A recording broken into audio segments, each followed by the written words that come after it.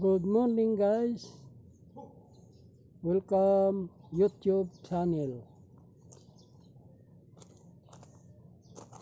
Nandito na naman po ako muli sa tabi ng dagat dito sa Luca Park. Ay nagja-jogging po ako dito. Kaya sa mga OFW sa ibang bansa, kung saan man kayo ngayon, sa dako, sa ibang dakong daigdig,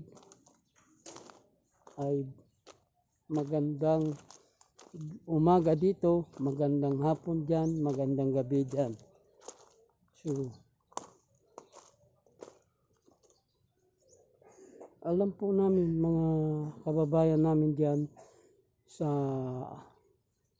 abroad na gusto na ninyong umuwi dito sa Pilipinas, subalit napakahirap ngayon ang ating sitwasyon dahil sa pandemic, kaya hindi basta-basta makauwi kayo dito, lalo na po sa mga may pamilya dito sa Pilipinas. Gusto nilang makita, ngunit sa ngayon ay napakahirap ang sitwasyon ng kalagayan ng ating bansa.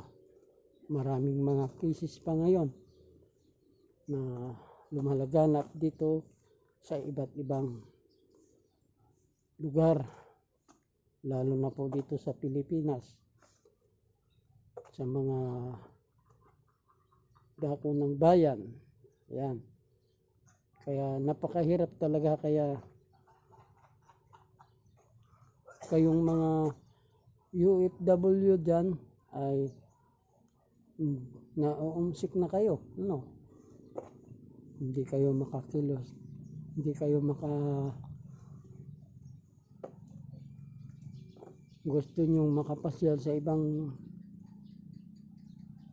dako ng pinapasyalan no, sa ibang lugar, hindi kayo makalabas-labas dahil nga sa mga cases na dumalaganap. Kaya nauumsik kayo, naiinip baga nga.